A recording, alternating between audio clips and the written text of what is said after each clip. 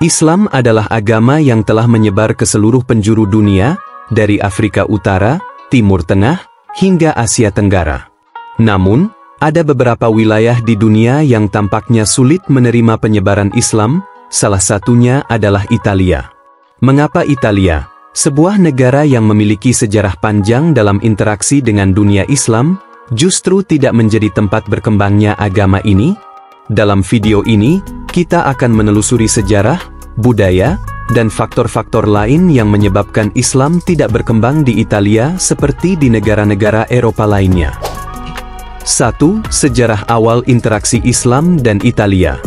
Hubungan Islam dan Italia sebenarnya sudah dimulai sejak abad ke-7 dan ke-8, tidak lama setelah munculnya agama Islam. Pada masa itu, pasukan Muslim dari Kekhalifahan Umayyah dan Abbasiyah mulai memasuki kawasan Mediterania. Salah satu wilayah yang sempat dikuasai oleh Muslim adalah Sisilia.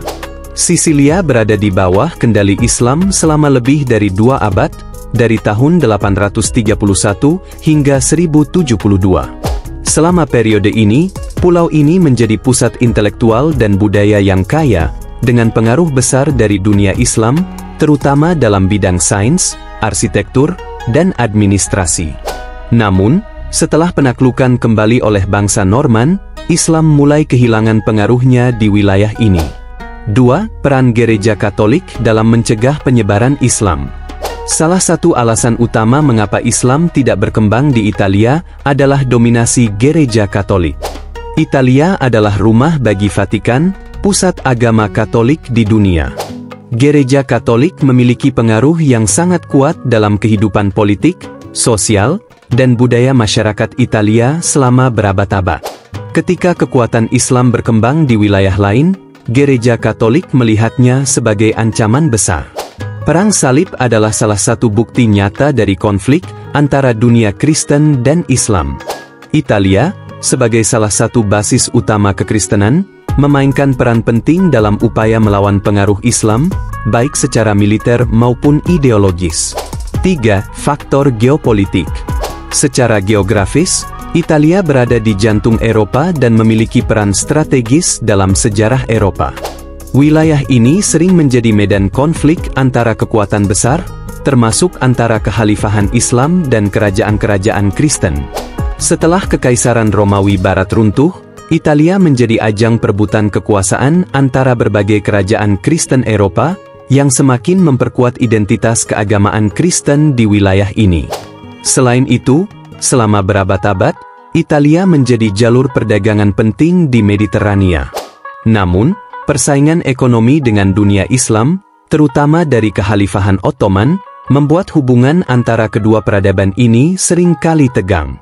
4. Kebijakan imigrasi dan modernisasi.